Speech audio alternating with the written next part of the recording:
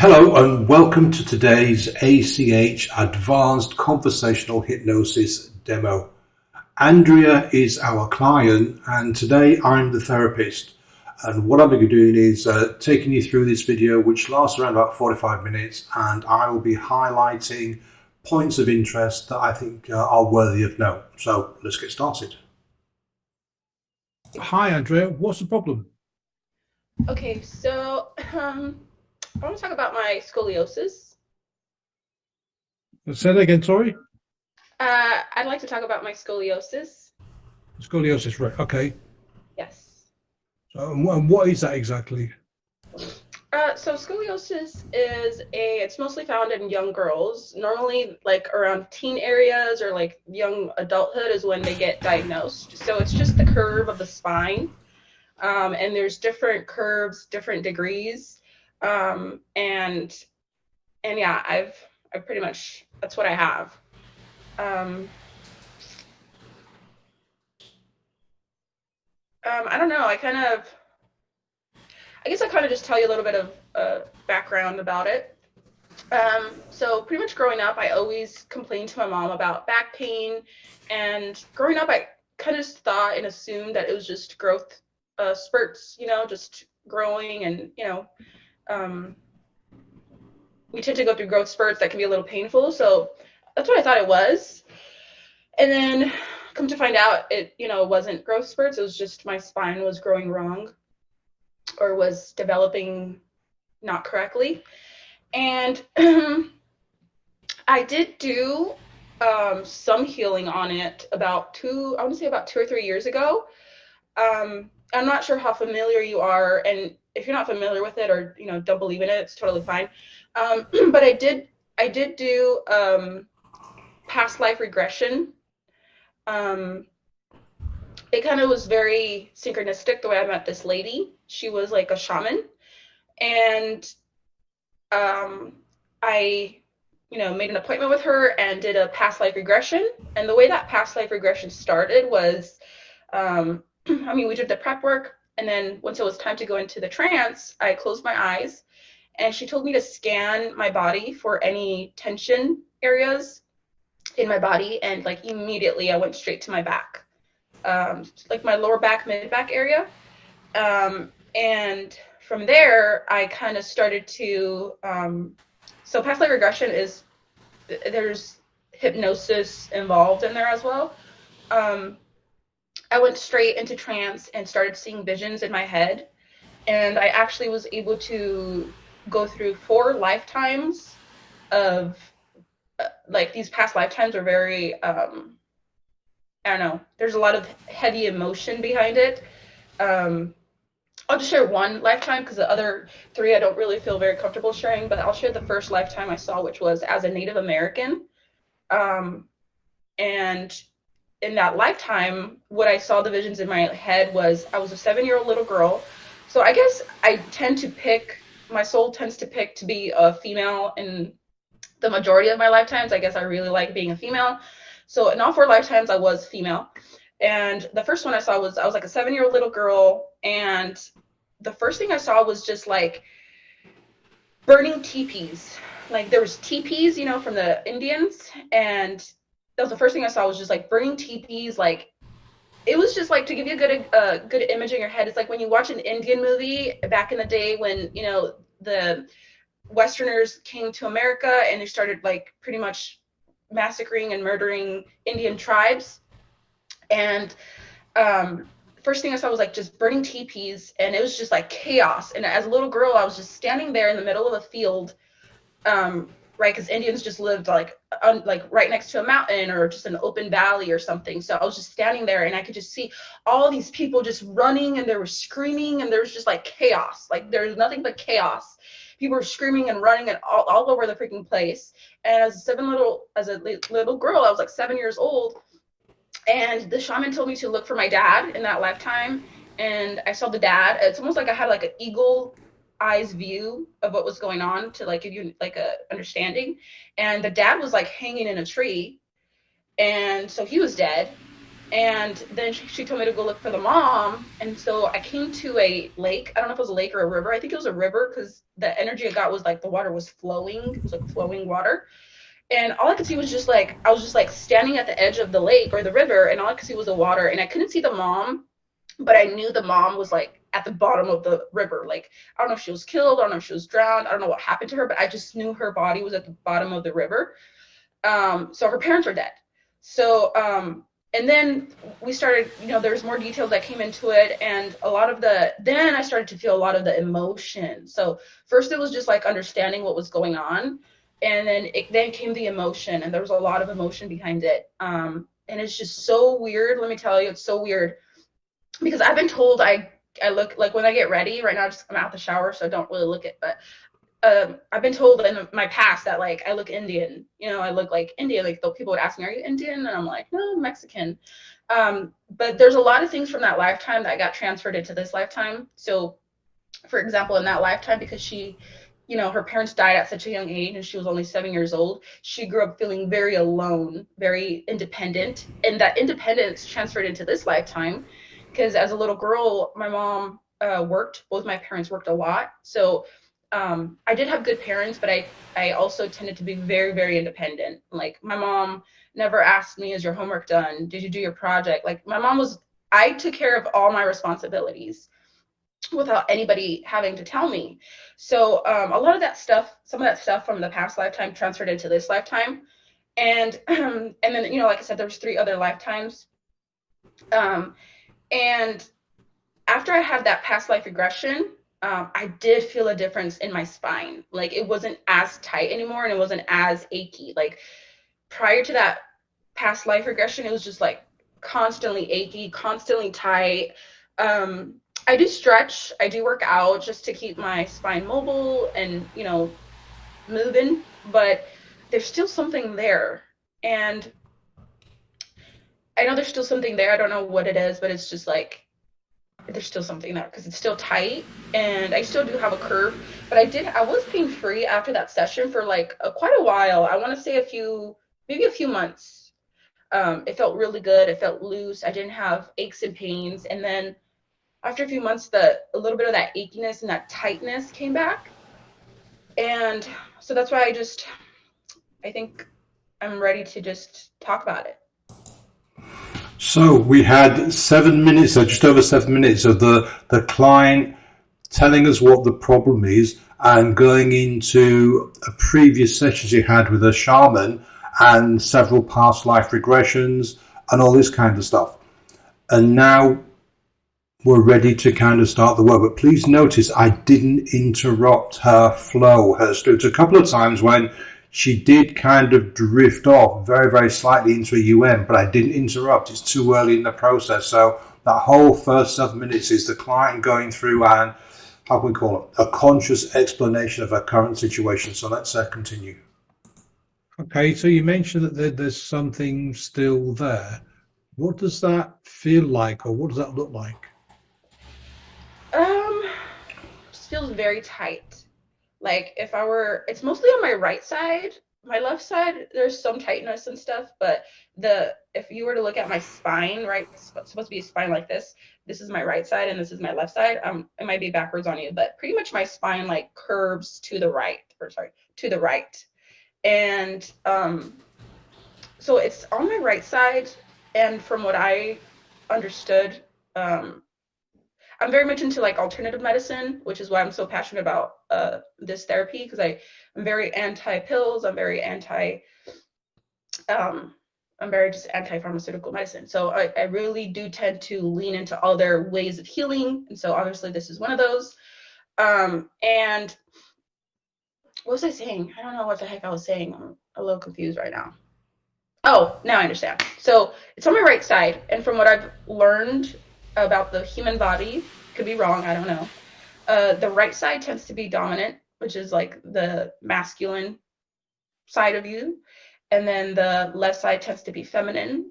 It's the more call it submissive, or like maybe it's your like weak hand. So right side is dominant, masculine, and left side is feminine. And then what comes up for me is my dad. I don't know if my scoliosis developed because of my dad, Because growing up, I grew up very in a very like dysfunctional. I wouldn't even call it dysfunctional because like my mom was a very traditional mom. Like there was home cooked meals, and I lived in the same home for 13 years, so there was stability. So there was good things about my childhood that a lot of other kids don't have. But there's a lot of alcoholism, domestic abuse, drugs, a lot of problems, like family problems. My mom and my dad were always helping other people in the family, so their problems were our problems essentially. So just a lot of problematic, chaotic problems in the family. And I remember growing up, I didn't feel safe. I didn't feel safe because my dad would, you know, drink every weekend, Friday, Saturday, Sunday. He never missed a day of work on Monday. Like growing up, never. I never saw my dad miss a day of work from being hung over on a Monday, never. But every Friday, every Saturday, every Sunday, he just drank with his friends. And that would cause arguments, and he'd come and pick fights with my mom. And I was little, so just the feeling of not feeling safe comes up for me. And I also, very young, I suffered from like existential dread. I was like 6, 7, 8 years old, and I remember that I used to cry out, starting to get a little emotional. I used to cry out to God to just like take me because I hated my life as a kid. I hated it so much. Um, which is really, really funny because like now at 26 years old, I love my life. Like I have a really good life and I'm very grateful for it. And I never thought I'd ever get to this point. But yeah, definitely a lot of like lack of safety growing up and existential dread. That's what I would call it. Like I just hated being alive. Like I don't know another, 8 or 9 year old or 7 year old that feels that way, where their family or their life is so chaotic that like at 8 years old you just want to die. And what's really weird is I was never somebody who suffered from like thoughts of suicide. Like that never ever crossed my mind. Even when I was younger, like it has never like because I grew up Christian. I was very heavily influenced by Christian values. So thoughts of suicide I never had never struggled with, and never like it never crossed my mind. And if it did, it was almost like, oh, I would never do that. So definitely never struggled with anything like that. But as a kid, I just wished that like something would happen to me, that like I got hit by a car or something. I don't know. Yeah, that's what comes up for me is just like the lack of safety I felt growing up and existential dread. Yeah. What were you afraid of? So I just asked a question that I want to go back briefly to that last 5 or 6 minutes where again the client is giving us a conscious stream of information. There are a couple of moments there where she almost drifted off and she did mention being confused very, very briefly, and then there was a little bit of emotion came up, but I still felt that it was necessary to let the client, let Andrea just out, how can I put this, just to carry on with her story until she kind of exhausted all the conscious stuff. And then I asked a question and we kind of kick off things. Well, with my dad being an alcoholic, there's a lot of screaming and yelling and cops being called. So I was just afraid of the arguments and the fights and the chaos. My mom crying, I'm crying, my dad's screaming his head off. Like those were just very dark years. But if you lived through them, what are you actually afraid of? What were you scared of, Andrea?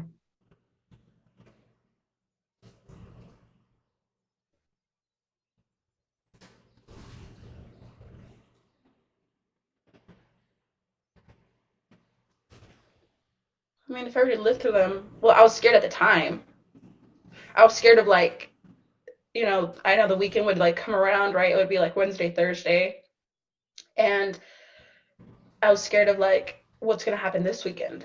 Because there was just this uncertainty of, um, there's just like a lot of uncertainty, honestly. Like one time I came home from school and there was like 2 or 3 cop cars outside my house. And I'm like, great, now what? So it was just always this like, now what? Like, what is it now? Kind of like there was never just like peace in our lives. Like I didn't peace in my childhood did not exist at all. Like, and if it did, it existed when I was alone, which kind of goes into my like lone wolf tendencies.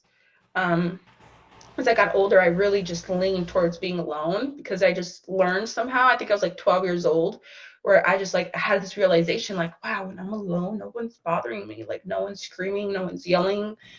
I'm not screaming, I'm not yelling. At least I have control over my own peace. So then I start going into my kind of lone wolf tendencies as I get older. So I don't know. I just feel like one thing kind of developed into the next thing, which developed into the next thing.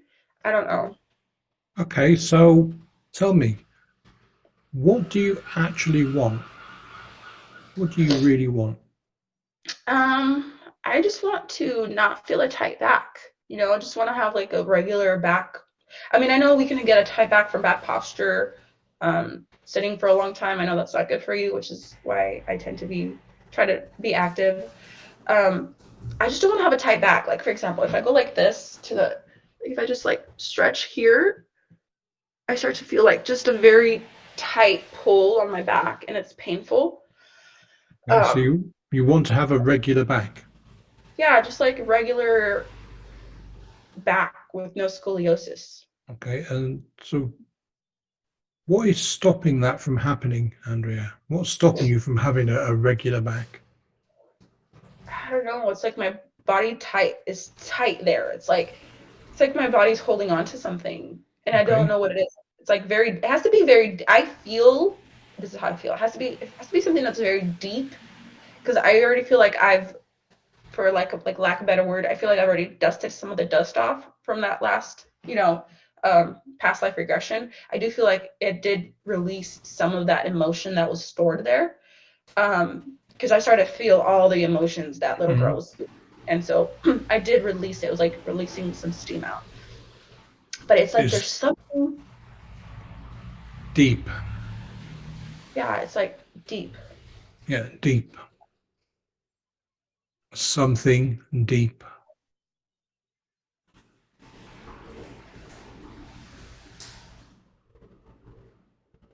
Take your time. That's it. Deep.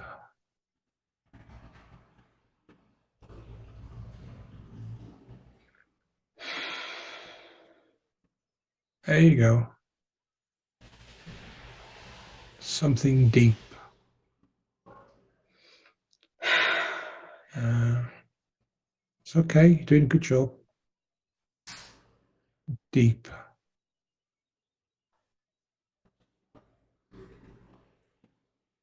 It's like it's like, when there's like knots in your hair, or I'm not sure if you have hair or not. So, girl, when you have like knots in your hair and you have very bad knots, and then let's Hmm. say you have a big one, right? Like you have a big knot, and then you can start to kind of like work out the knots around it, Okay. right? And you kind of gotten rid of those knots, and then you're kind of left with this little, like, small piece where it's like really tight in there. It's kind of like the core of the Mm. entire knot. The core. Yeah. The core of the knot. Mm. Yeah, it feels like that. I feel like I have to still work through the core of the knot. Okay.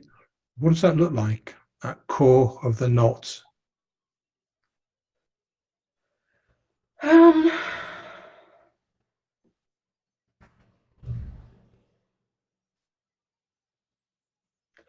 it just like feels really, really tight. Feels really tight. And what if you've got a knot in your hair and it's tight? What do you do? Um, well, I definitely first try to work at it, like manually, like try to get the knots out. And then I would put conditioner on it and like soften it, kind of to just soften. So you'd soften the knot. Yeah, You'd soften it. yeah. Mm. Yeah, you'd soften the knot. You'd soften it. Yeah. And what would happen when you soften the knot? It would kind of turn into Play-Doh. You've got this knot in your hair and you've put conditioner on it and it softens. What can you do once it's softened? I brush it out.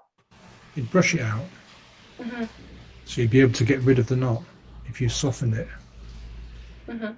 Mm. So just soften it.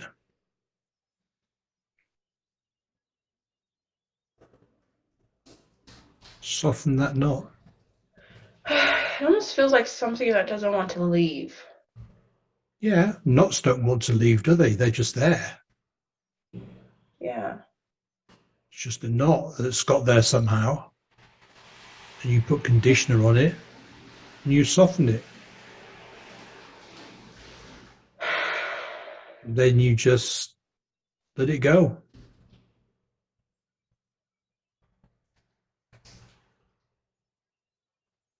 I guess I can let it go. Hmm? Of I course guess you I just can. have to use it.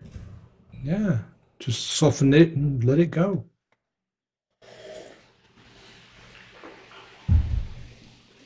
That's it.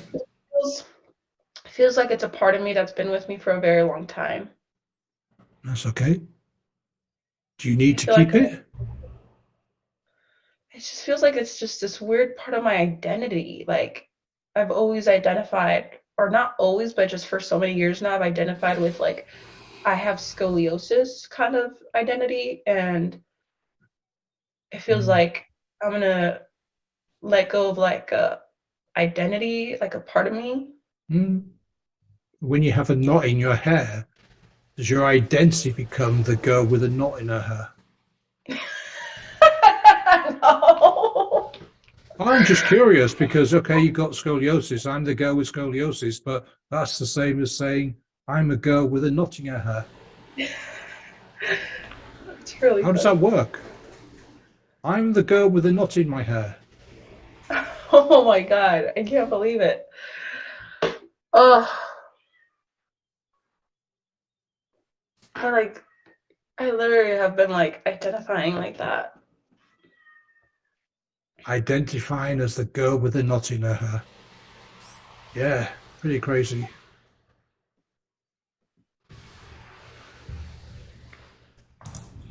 So we had this fabulous metaphor of the knot in the hair, and we went through this process of, how to soften the knot and everything. We had a beautiful couple of UMs there, but then Andrea said something really really important.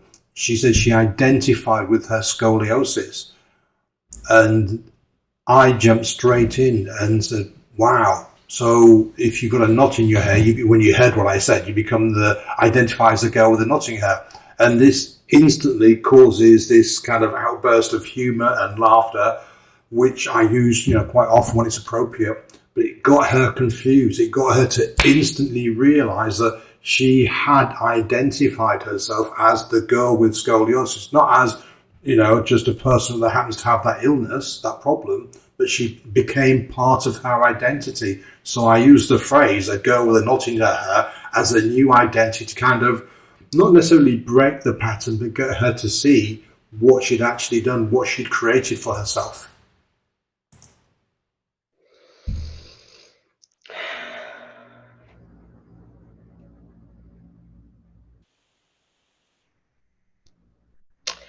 What's coming up for me is like stability, like my spine. You know, the spine is like it is your foundation, right? As far as Mm. like the human body goes, in order to be like a standing up human being and not like a snake. So what comes up for me is like stability. So something about, because I don't know, it just feels very jumbled right now. It's like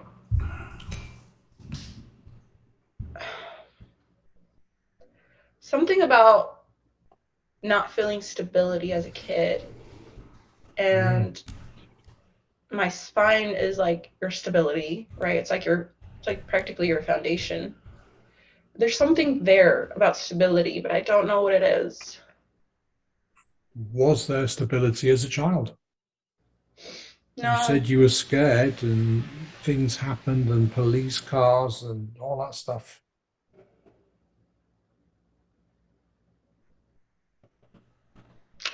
I think it was just maybe the prominent feeling Mm. that I was in as a child. Yeah. But And then it just kind of manifested in my body. yeah, manifest in your body. Let me ask you a question, Andrea. Do you still need that manifestation in your body today? No, my life is so stable now. Very Okay. stable, very Okay. peaceful. So tell me, why are you holding on to it? If you found a knot in your hair, you'd go through that process and you'd let the knot go. So why holding on to this? It just feels like I'm just going to grieve a part of me. Okay, feel free to grieve. It's a good thing, grief.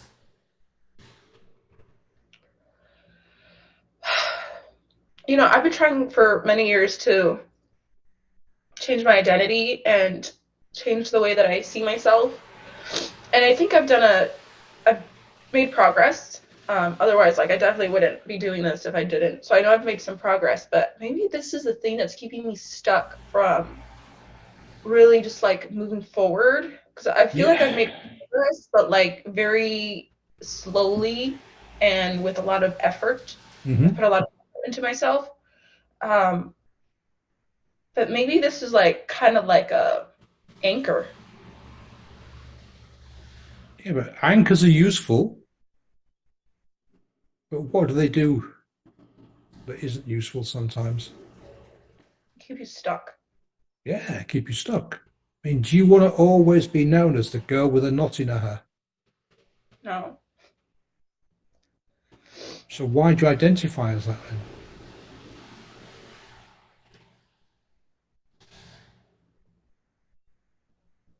I'm really interested in knowing what makes you want to be identified like that.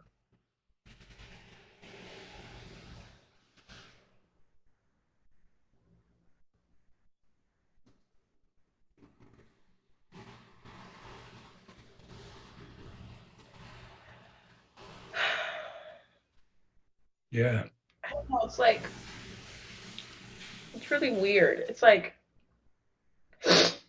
you think nobody would want to remember their childhood and how like ugly it was, but for some reason I do. Like I feel like my childhood and the fucked upness of it is really what made me into like a really have a I tend to think I have a strong personality as far as like my assertiveness and my confidence. I tend to have a very strong personality, and I believe that what made me strong and resilient was my childhood. Hmm. Like, had it not been for how ugly my childhood was, like, I'd probably be like very mentally weak, Like, and I know it sounds terrible to judge people like that, but there are people out there in the world that just like they will freak out under the least amount of pressure. They're like freaking out. They can't handle Hmm. it. They want to give up. They're talking suicide, which I don't take suicide lightly. It's a very serious problem. But I really do believe that because my childhood was so hard, like emotionally and mentally so hard, and I found ways to cope with it. By the time I hit like late teens, early adulthood, I was just like anything that life threw at me, I was capable of handling it and not falling apart. Do you know what I mean? Like, I mean, I went through depression, anxiety, all of that stuff, but I never ever gave up, and I was always able to like get up and keep going. And it was almost like my childhood was like prepping me for things that I was gonna go through later on in life. And I just think that it's almost like I hold my childhood, as painful as it is. It's almost like I I'm very grateful for it. Okay, I get that. Being grateful for a childhood that's formed you, but why keep the unwanted stuff? Why keep being identified as a girl with the knot? That's not helpful, is it? Well, no, especially because I want to like be the best version I can be. Mm. Yeah, so yeah, keep the memories from childhood, absolutely. But this knot, this tightness, this instability, why are you keeping all that shit?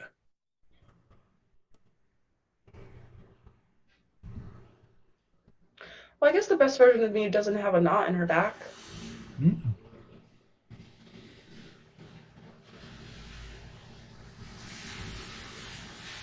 Does the best version of you need a knot in her back? No, it would hinder her. Okay, so how come you're keeping it?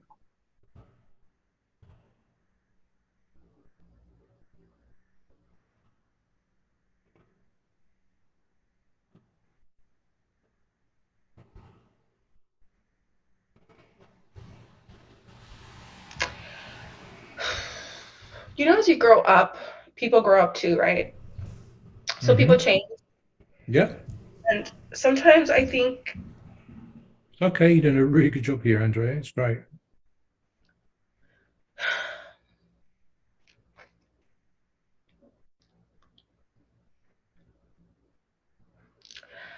I don't know, I think I'm scared to let go of the versions of people in my life at that time. You're scared to let go of the versions of people. So if you let go of those versions of people, would they not disappear?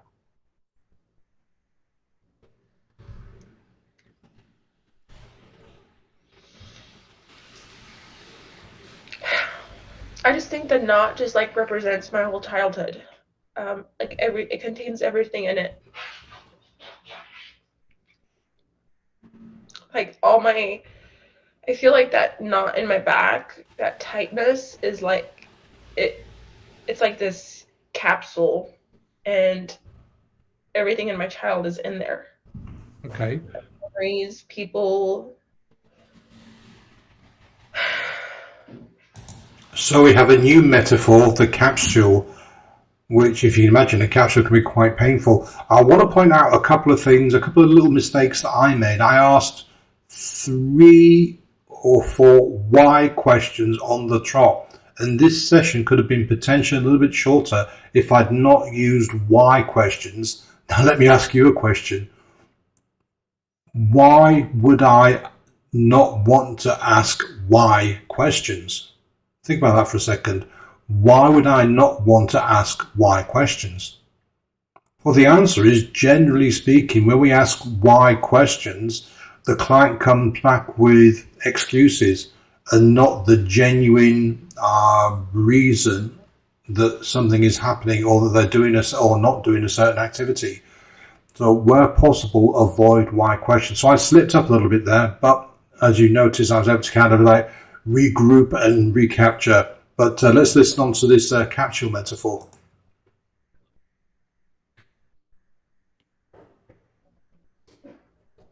So this capsule of your childhood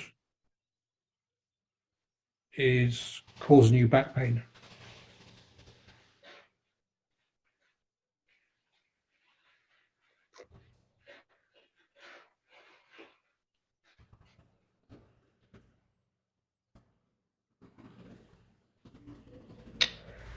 You know, one of my biggest life goals is to. I have one daughter, and I don't want to have any more, or plan to have any more, and I'm very happy with that decision. But one of my biggest life goals is to really break the chains of poverty in my family. Mm-hmm.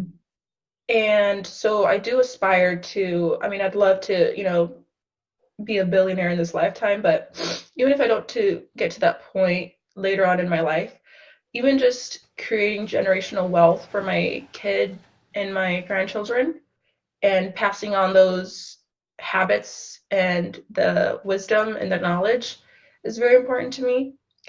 And I just realized like I can't do that if I'm carrying this.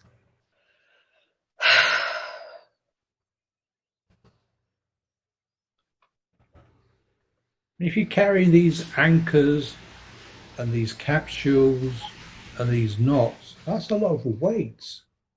That's a lot of heaviness to take with you.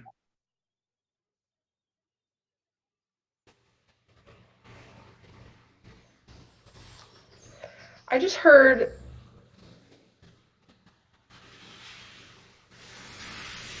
just heard like luggage, but it's also baggage. And Baggage, yeah, baggage.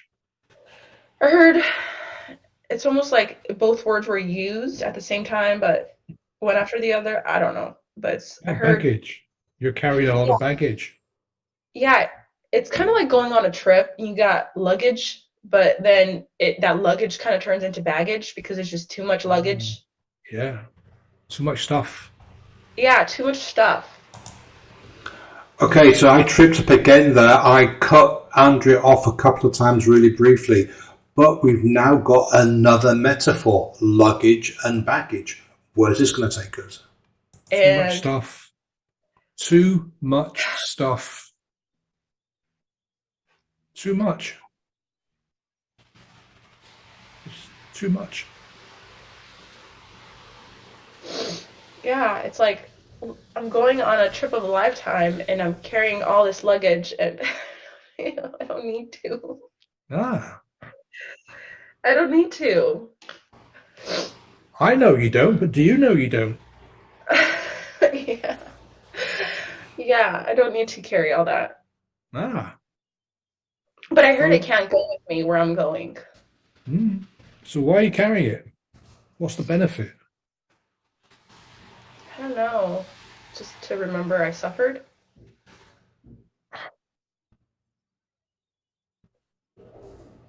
What makes you want to remember suffering? It's almost like I have this belief that human beings are made to suffer, like we're born to suffer. Like We're born without to suffer. So you're going to have a daughter. You want to have a daughter, and your poor daughter is going to suffer.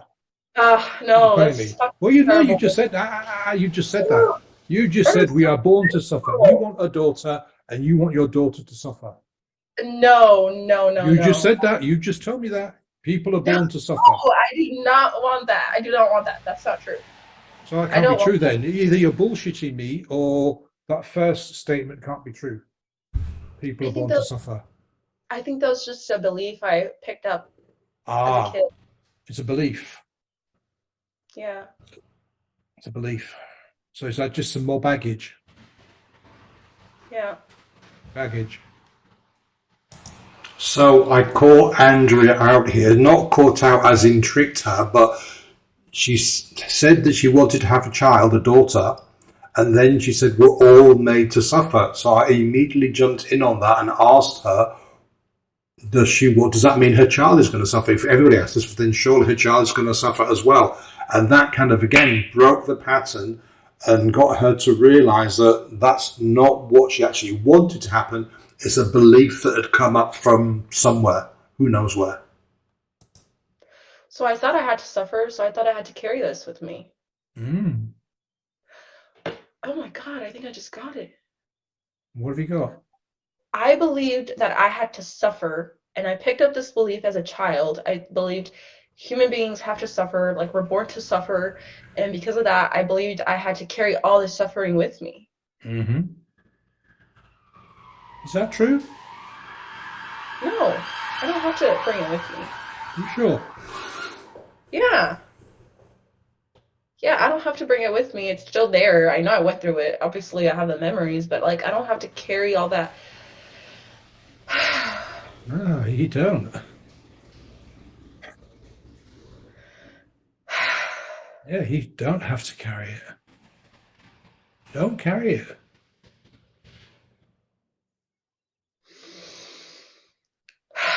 Feels so much better. Don't carry it. Yeah, it's kind of like I'm getting this idea like when you're so wealthy and you're so rich that you can just like up and leave and get on a plane and travel and you don't have to bring luggage with you. You don't have to bring any clothes, you don't have to bring anything that you need because you can just buy it. If you Yep. need it, you can buy it. Yep.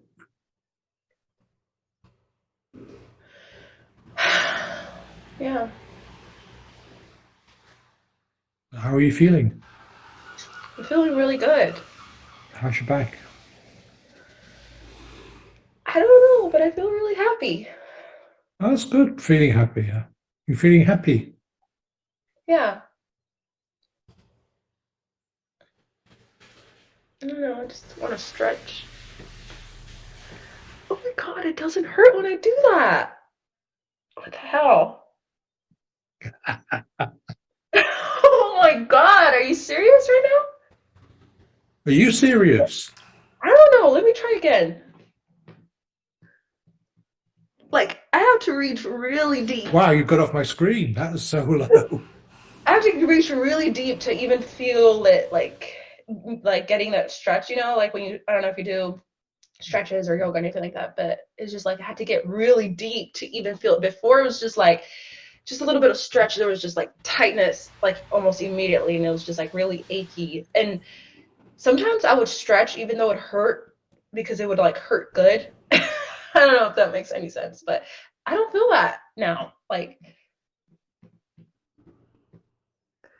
yeah, it's mostly now it just feels like a stretch from a normal, like it's kind of just like stretching your legs. Like you feel your legs are tight, but it Hmm. doesn't have that achiness with it.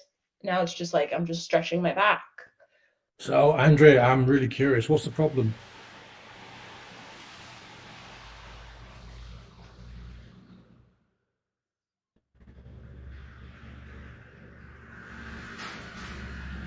What's the problem?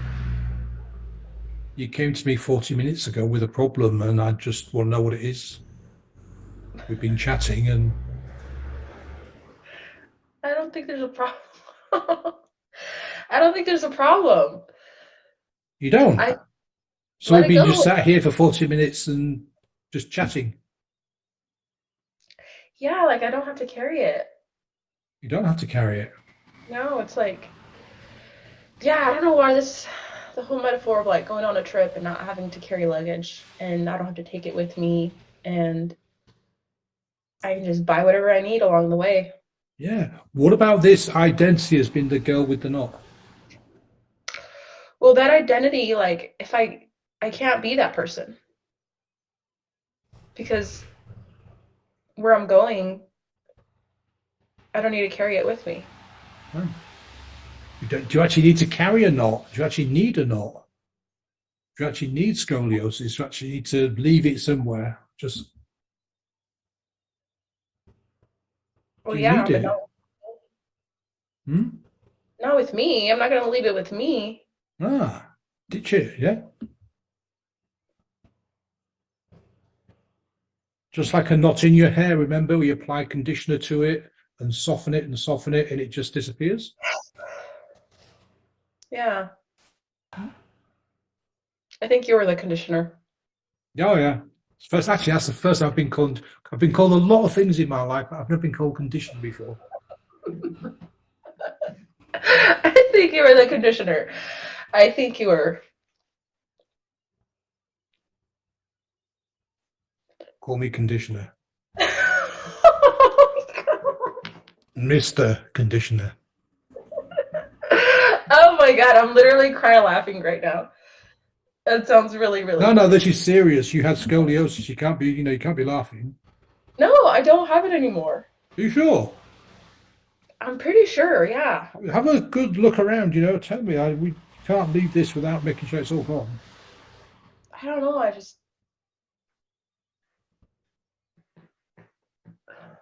know. I don't feel anything. Like like when I stretch now and I get deep in it, it just feels like there is tightness in there, but it's just like regular tight muscle. Regular tightness. Yeah, just like regular tightness from just having the body and like your muscles get tight and if you Okay. stretch it Cool. just Good. away, like it just feels like that. It doesn't feel like the achiness is not there. Right. So let me just check. What about this baggage and the capsule and the anchor and the knots? Have you ditched all of that, or is it still hanging about? Well, yeah, no, I can't. I can't because where I'm going, it can't go with me. Like it's just I know it there's can't no go with you, but it's still around. Have you ditched it? no there's no point of taking it with me because I can just buy whatever I need along the way because I'm so wealthy. Yeah, you can buy what you need along the way. You just take your purse on the plane and your passport. Yeah, yeah, that's it. Like that's literally all I need. It's just myself. Just yourself. So is there anything, Andrea, that's stopping you now from moving into this new lifestyle, going for that goal you mentioned? No, because no, because I want to be very successful in my life, and I want to create wealth for myself and for my family. And that version does not have what this version had. Like, it just, like, this version, how do I explain it? Like, this version and this version are like water and oil. Mm-hmm. You know, they just don't mix. They just don't mix. And since I'm going into this version, I can't be this version. Like, I can't be both at the same time. And I really want to be this version. And I'm kind of tired of being this version. Cool. I find it really funny that I'm using my hands. I noticed. But it's just kind of like a placeholder, you know. Yeah. I think I'm done being that version. Because I can't take that stuff with me where I'm going. Cool. So what time is it where you are right now? 8:17. 8:17. Excellent, excellent. So, Andrea, what is the smallest thing you could do today to help you move in this new direction?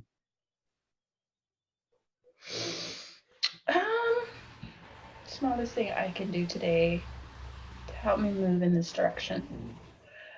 Just literally just work on the programs. I'm still just going through the content. Cool. I'm doing the master classes right now, so I just do that. Okay, excellent. So listen, Andrea, you have processed a lot of stuff this morning. So I strongly suggest if you've got time, you go for a half-hour walk, or if possible, you have a lie down or sit on a chair for half an hour, just to let your mind continue processing. It's going to happen on and off for, a few days. You may get some other breakthroughs coming through, some kind of like unannounced bonuses, if you like, in other aspects of your life. Well, I think we're done. Yeah. That was, I don't know, 45 minutes or something like that, just 45 minutes. And I really enjoyed this demonstration because we had a lot of different kind of metaphors and that came out of nowhere. They were introduced by the client, by Andrea. We had the container, we had the knot in the hair, we had anchors, there was a whole kind of things. Right, I don't know, just about halfway through there was a talk of dust and I think it was grime or grit. And I didn't follow up with those because they were just very, very brief and very, hardly mentioned by Andrea. But then we had the big one, which was the knot in the hair, which is a fabulous metaphor to work with because, we talk about undoing knots in this process. ACH is all about undoing knots. So it was brilliant that Andrea was able to come up with this. So again, I want to thank Andrea for volunteering for this demonstration.